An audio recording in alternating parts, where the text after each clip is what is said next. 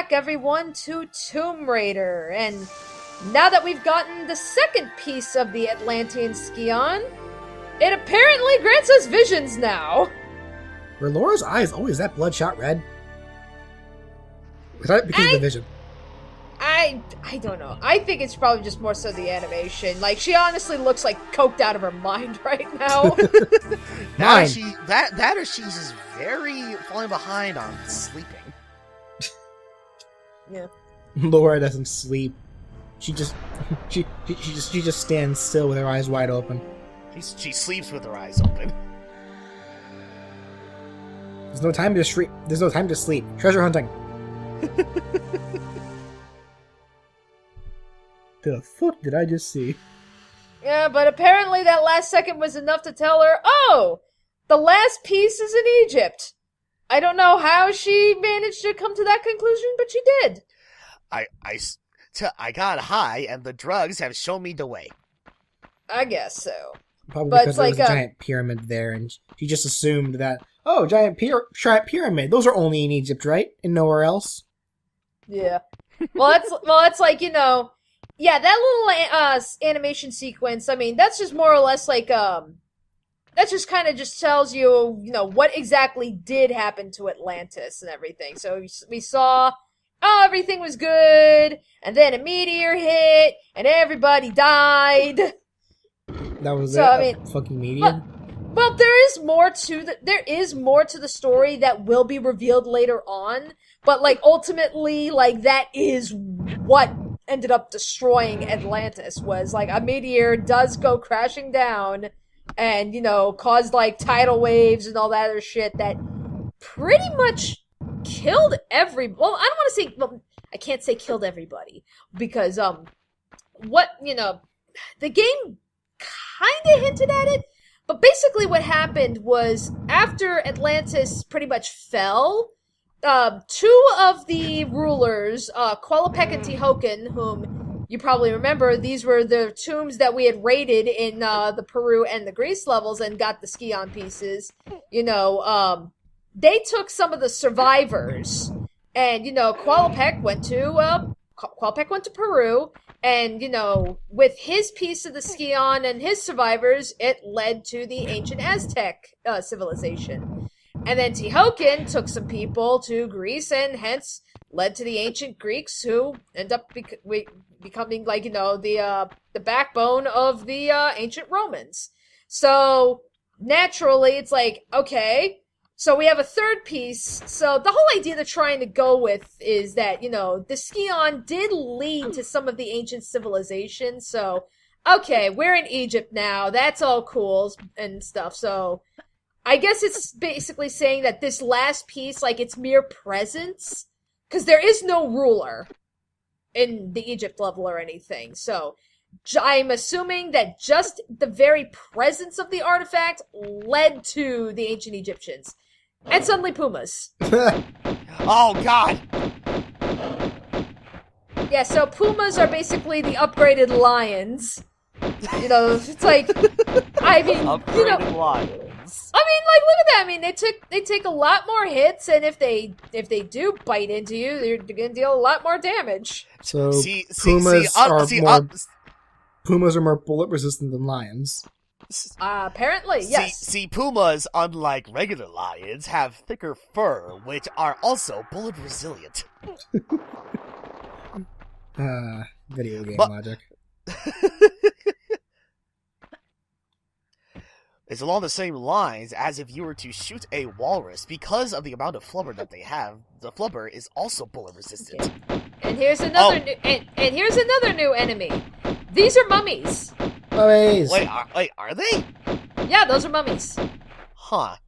Mummies that run on four legs. Yeah, mummies I was that about run. To say. Yeah, mummies that run on four legs apparently, because mummies do that. It's a mummified puma. I guess. Or it's like the mummified house cats.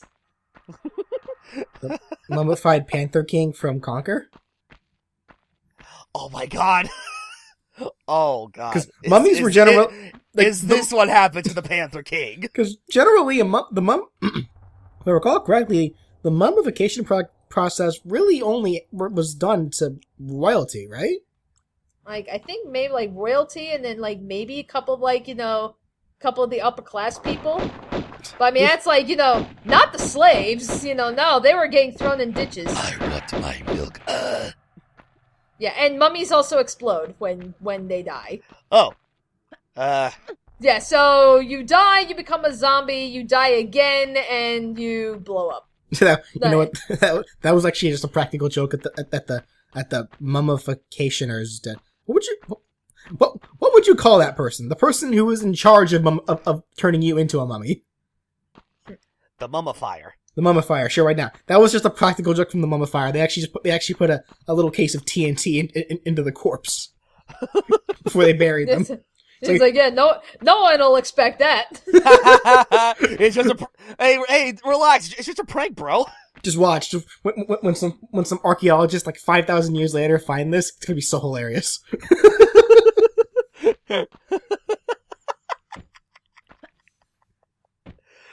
Oh my god. It's like, yeah, it's like, you know what else would be funny? Let's put a sphinx underground. They were bored that day. Yeah, I mean, it's like... yeah, really. It's like, yeah, we don't feel like going outside today, but we want to build something. I want to build something, but I don't want to get sunburnt. Or maybe this was originally outside and somehow ended up becoming underground? The Sphinx sank through the ground. Not unheard of.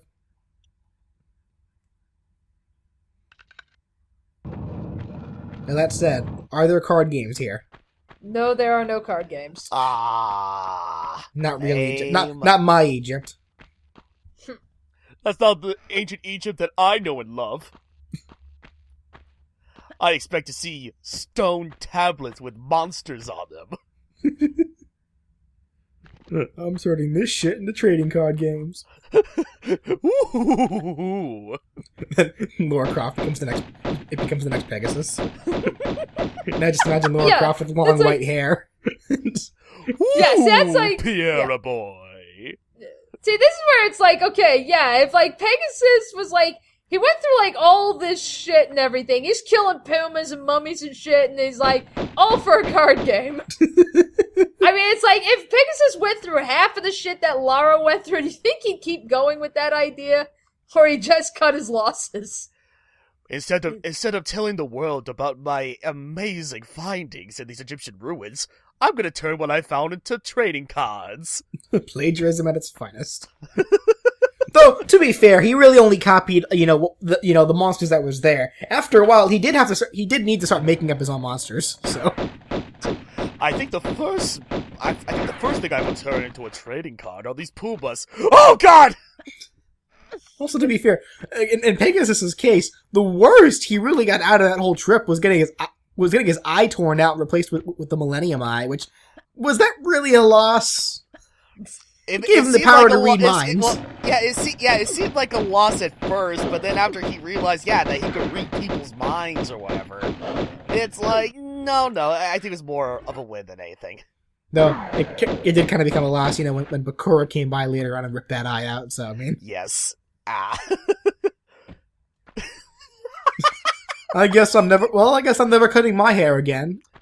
Do you think he actually ever filled that empty eye socket with anything, or is he literally just leaving it empty? Because I feel like they can get infected. Because I don't know. We never see that other it's always covered from now on, like after that. That's true. That implies that that it's either too grotesque for us to see, and that he never filled it. But that's really hazardous to his health for him to do that. Yeah. It's like, or he could have just like he could have done that. Could have gotten like a glass eye or something that to make basically I guess maybe kind of replicate the the eye. Yeah. Or he just threw something else in there for kicks. Yeah, like Pegasus, you're a fucking multi-millionaire. Like you can afford a glass eye. No, you can't not only just afford a glass eye, you can afford an eye made out of pure emerald. Yeah. That's how fucking rich you are, dude.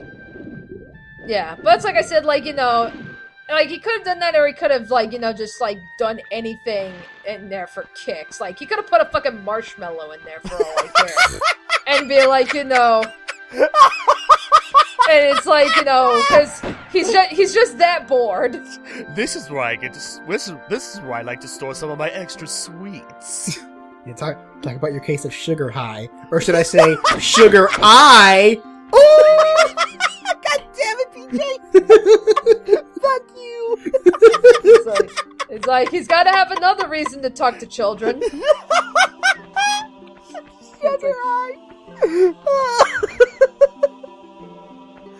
Oh my god. Oh. I fucking love Yu-Gi-Oh! Oh god. That's a series I have not kept up with. I haven't. I watched the entire first season. I tried getting into GX, but then I put it down for some reason and then never picked it back up. Have not seen a single episode of anything else. Yeah, it's like that's pretty much how it's been with me in regards to the Yu-Gi-Oh series. Like, I saw all of seasons 1 through 5 of the original series. I saw as much as I could of Yu-Gi-Oh GX, and then I just stopped. Yeah, honestly, if you're gonna watch Yu-Gi-Oh! GX, if you can, because I know it's very difficult, but it's not impossible, but if you can, watch the Japanese episodes. Like, the English dub, I think they went a little overboard with trying to make it, like, goofy with the puns and everything. Like, the English dub of the original Yu-Gi-Oh! Had its fair share of punny moments and stuff. But it never really went overboard with it. Like, they still knew when it was time to take things seriously and let shit breathe.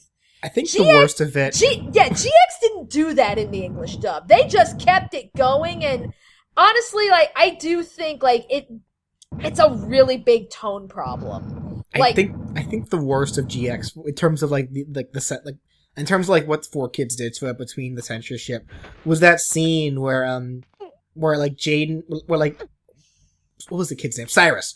Something I forget what the context was, but it required them to go to the girls' dorm. Oh my god! Yeah. Alexis yes. and her friends were in the bath. I know in like the Japanese version they were talking they were talking about Alexis's body and how fucking hot she looked, but I forget what they were talking about in the Japanese version or in the English version. I mean, but I remember it getting really bad because in the English version, they, really crappily, drew on bathing suits onto the girls. Even though they were, even though they were naked in the Japanese version because it was a bath. But the bathing suits were just so poorly done because the thing is, they were in a steaming bath, so there was steam and fog everywhere. But they kind of just pasted these swimsuits over the steam, so it looked like they were wearing blue radiated swimsuits. Yeah, I know which episode you're talking about. I think it was one of the last episodes of GX I saw before I put it down. And then that's what, episode 2. And then I think it's very early in the series. Yeah, and what made it funnier for me, honestly, when they found Cyrus when the girls found Cyrus, they were reprimanding him, thinking that he was trying to be a peeping Tom when obviously he wasn't. But they got out of the bath and they were covering themselves with towels. But the thing is, when they were wearing the towels, they were no longer wearing the swimsuits. So obviously in the Japanese version it makes sense, but in the English version it just looks like they were wearing swimsuits and then they stripped to put these towels on. I remember that. It's like okay, that's just really bad pacing there, guys. Your censorship. If you were gonna as crappily done as you made those swimsuits, if you're gonna go those 9 yards, you may as well gone the whole way. Yeah, it's one or the other, guys. Come on. Well, I mean, that's that wasn't even I mean, I guess in case that is probably I guess one of the worst cases of really bad poor shoddily done censorship. But it's there are some censorships that are changes that they've made that, like, I mean, that one is just like, oh, we gotta cover up underage titties. But then you get the ones where we're gonna change, we gotta change shit, and you've completely changed context. And it's like, those are the ones, that's the kind of, like, censorship that really pisses me off when it comes to, like, English localization. And to be fair, like, the original Yu-Gi-Oh!, there were moments where things did have to change, but they were very, very minor. You could stick, you could still get the same point across. They just went about it in a different way. GX was not that fortunate. So even, I mean, that's even that you say that, Danny, with underage titties, but like no, remember this was they were at a university. These were college aged kids. No, they weren't, BJ. These are high schoolers. High schoolers. Yeah, these were high schoolers. Why is it called a university? I don't know, but that's not what it.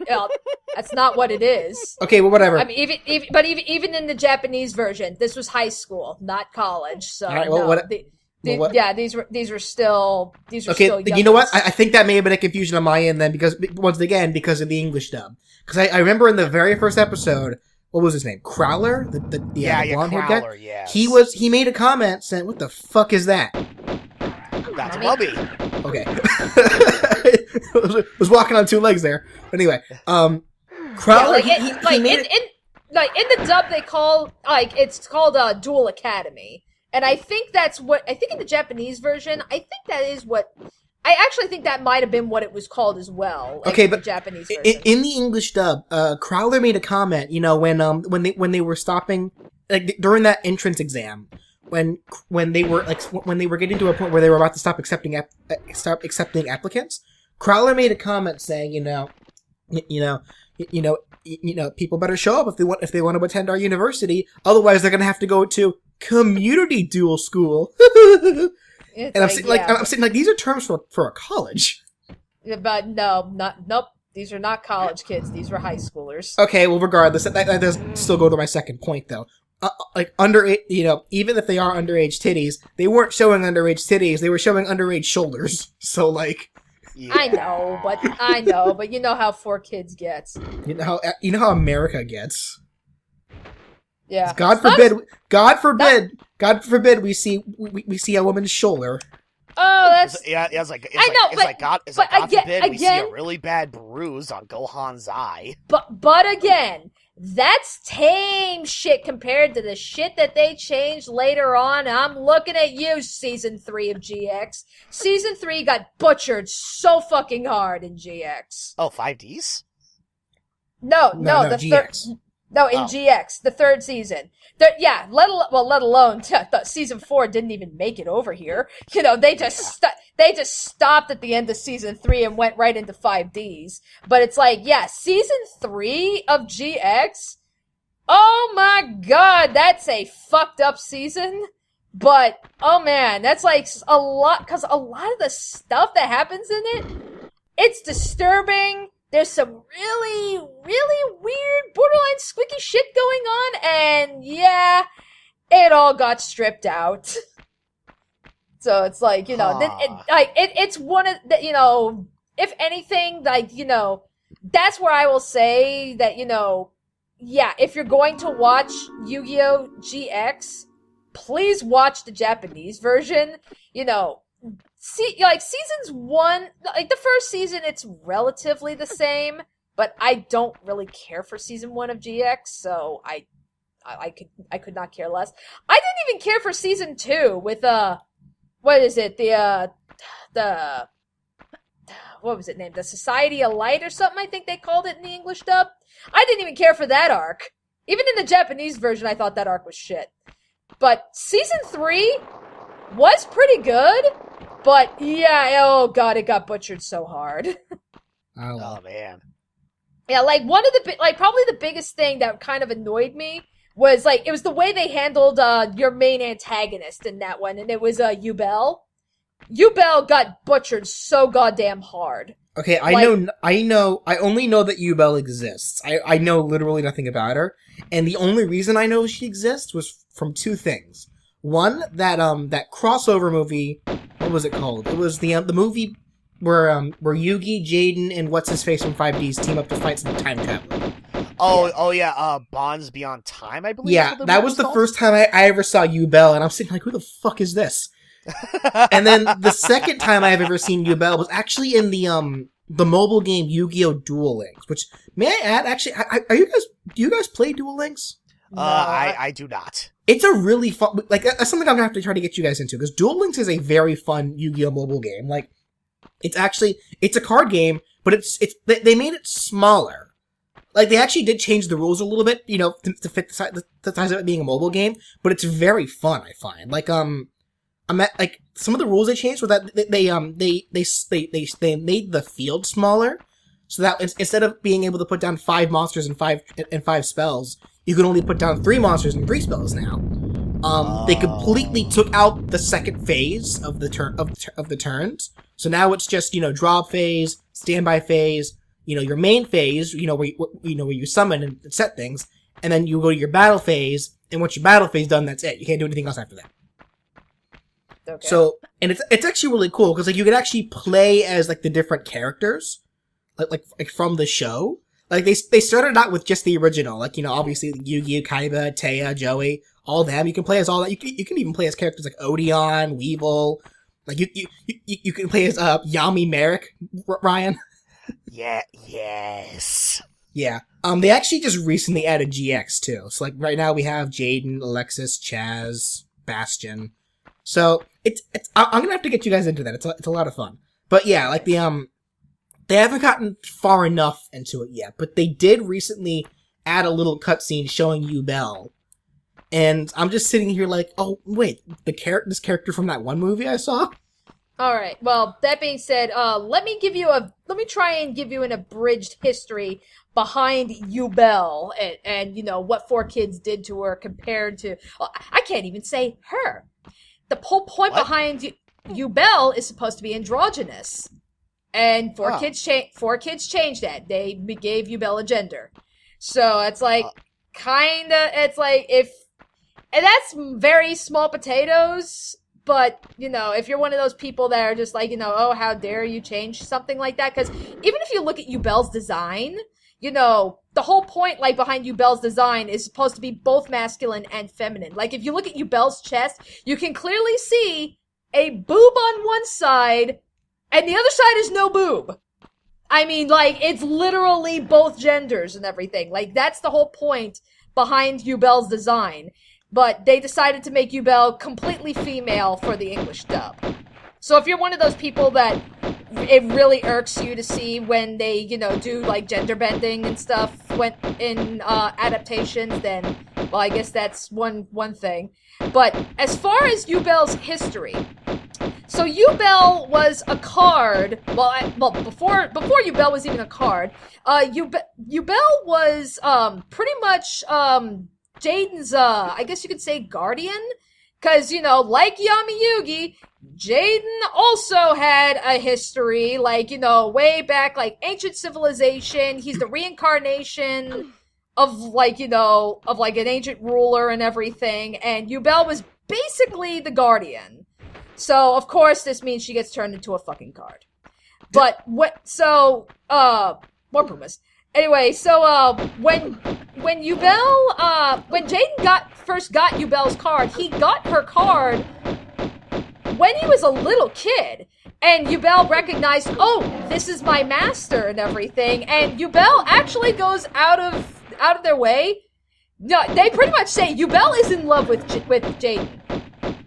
I mean, that is fucking canon. The monster is in love with Jaden. Which is probably why they made Yubel strictly female in the English dub, because God forbid we have any kind of relationship aside from straight. But here's the thing, BJ. They still cut out the romance aspect in the English dub. They still cut that out. What happened was whenever Jaden would try to play Duel Monsters and would bring out Yubel was so in love with Jaden and so overprotective that whoever that he was dueling with would end up in, like, comas. They'd end up in hospitals. Like, the card was literally attacking people. And it had gotten so bad to the point that I think like they ended up like sending the Yubel card into space or something. Oh my god! They sent the card. A little extreme there, guys. It's like Wow. they send the card into space, you know, in the desperate hope that, like, you know, the same space waves that made the Neo-Spatians would help purify and calm Yubel's spirit and everything. And, you know, it ended up having the opposite effect. Yubel basically goes fucking psychotic. So in the Japanese version, when Yubel is basically being like this master manipulator and everything, and like Yubel's goal is to get back to Jaden and, you know, be like, you know, you're gonna go back to, you know, you're gonna take your place as ruler. I'm gonna be by your side. I will love you. I will protect you. You don't need anybody else. You only need me. But in the English version, like I said, they cut out the whole romance thing, which kind of begs the question about the whole gender bending thing in the first place. Because in the English dub, they just treated it as, well, why did you abandon me? You know, so it was more like, you know, Yubel wanted revenge because Yubel thought that, you know, Jaden had abandoned them. But in the Japanese version, you know, Yubel was like, you know, Jaden, I know you sent me away and I forgive you because it made me stronger and it just proves how much you love me. It's like, that's how fucking weird GX gets. And it's like, it's a really damn good arc. Even with all the weird shit that happens in there, it is a really good arc. I will say that. But it's like, at the same time, it's, oh god, it got butchered so bad in the English dub, which is why I say, if you absolutely are gonna watch GX, please track down the Japanese version. It gives itself more dignity. Well, okay then. Alright. So remind me, when 4Kids was, like, butchering, Season 3 with Yubel, like, didn't you say something about, like, in regards to, making Yubel a female in the English dub? Did they have to alter, like, her design in any way? Like, you said, like, she had one boob on one side, but not on the other. Does that mean, like, 4Kids, actually added another boob in the English dub? I think they just took the boobs away. Oh. Okay, I was gonna say, I was going to say, because here's the thing. It's like, we were going on earlier on how they added horribly done swimsuits on Alexis and the other girls in that one episode earlier in Season 1. And then it's like, okay. And then they added another boob on this one character for Season 3. Isn't that ass It's like, backwards? no, they just took the boobs away. Oh, okay. So no boobs whatsoever on Yubel. At least as far as I remember from what I saw in the English dub. Like I said, I tried watching the English dub of GX. I couldn't do it. I was like, oh god, no. That's like, you say like these English like the English names, like I'm aware of the English names and stuff, but at the same time, I'm so used to calling some of these characters by their Japanese names and stuff, like, you know, it's like, I know like, Cyrus is known as a Sho in the Japanese version, Asuka became Alexis. I'm trying to remember. Rio, I think, became Zane. And then my favorite character got the worst fucking name choice. Junmon Jome becomes Ches Princeton. What the fuck kind of a name is that? hey, Really listen, pretentious all right, one. That was look. probably the point. Alright, look. For the English dub, I'm just saying they had to chazz it up God, a little bit, fuck, alright? I'm just fuck saying. that catchphrase! No, I mean, in the Japanese version, he had a catchphrase too, but it was actually like a clever Japanese pun, and they fucking ruined it. It's like, believe it in Naruto. Fuck you! Yeah, we're gonna go to school, so that we can learn a duel. By the way, Jazz it like, up, jazz it up. By the way, before we end this off, since the part's over, I do have one quick question. Was I the only one who, like, the first time GX came to America and we saw all the characters and such, was I the only one who thought that Alexis was like Kaiba's daughter or something? Everybody's made that joke. Like, oh my god, it's Kaiba and Joey's love child. You know, That's what Well, every. no, not Joey's, but I'm not even Joey? saying that as a joke. I'm not even saying that as a joke. Surprised. I legitimately thought that like Alexis looked like Kaiba's kid. No, like I don't know. That was yeah. I mean, It's like no. I think it's like between the haircut and everything, like she's got Kaiba's bangs, but then blonde hair, so that of course made all the Kaiba and Joey shippers going, "Oh my god, that's their fan child realized." It's like Huh. I must be the weird one in the group because I never made that connection at all. It's like I've seen it. Anyway, so Yu-Gi-Oh! Craziness aside, that was the first level. That was the City of Khamoon. So join us in the next video as we go a little bit deeper into the Obelisk of Khamoon. Time for so we can talk about more Yu-Gi-Oh! Because goddamn it, Obelisk. Are we gonna get into the Obelisk Cypher? the Tormentor! Yeah, are we gonna get into the Cypher and Rob rooms too? Yes, please.